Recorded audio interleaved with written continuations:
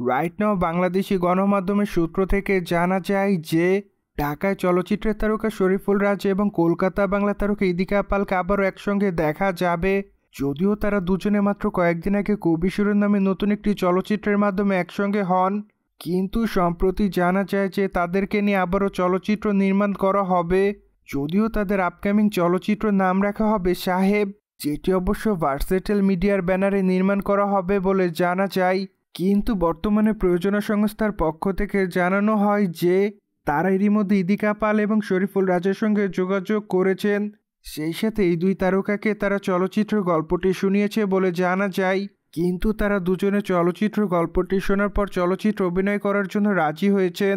সুতরাং এই জন্য অবশ্য খুবই তাড়াতাড়ি চলচ্চিত্রের আনুষ্ঠানিক ঘোষণা দেওয়া হবে বলে জানা যায়। মোরওভার প্রযোজনা সংস্থার পক্ষ থেকে আরও জানা যায় যে চলচ্চিত্রের বাজেটটি মূলত বড় আকারের হবে, কেননা প্রযোজনা সংস্থা ভালো চলচ্চিত্র নির্মাণ করতে চায়। সুতরাং এই জন্য অবশ্য তারা চলচ্চিত্রের বাজেটের প্রতি কোনো কৃপণতা করবেন না বলে জানা যায়। সেই সাথে চলচ্চিত্রের গল্পটি সম্পূর্ণ ইউনিক ধরনের হবে বলে শোনা যায়, কেননা এর আগে ঢাকায় চলচ্চিত্রে এমন চলচ্চিত্র নির্মাণ হয়নি বলে জানান তারা। সুতরাং এই জন্য অবশ্য এরই মধ্যে সাহেব চলচ্চিত্রটিকে কেন্দ্র করে অনুরাগীদের মধ্যে বাড়তি উন্মাদনা দেখা যায়। অন্যদিকে ইদিকা পাল কলকাতা বাংলা চলচ্চিত্রে আলোচিত একজন তারকা, কেননা এই তারকা ছোট পর্দার মাধ্যমে অনুরাগীদের মধ্যে নজর এসেছে, কিন্তু প্রথমবার এই তারকা প্রিয়তমা চলচ্চিত্রের মাধ্যমে অভিনয় জগতে পা রাখে। যদিও তিনি তার প্রথম চলচ্চিত্রের মাধ্যমে অনুরাগীদের মধ্যে সাড়া ফেলে। সুতরাং এরপর থেকে অবশ্য একের পর এক চলচ্চিত্র অভিনয় করার জন্য সুযোগ পাচ্ছেন এই সুন্দরী।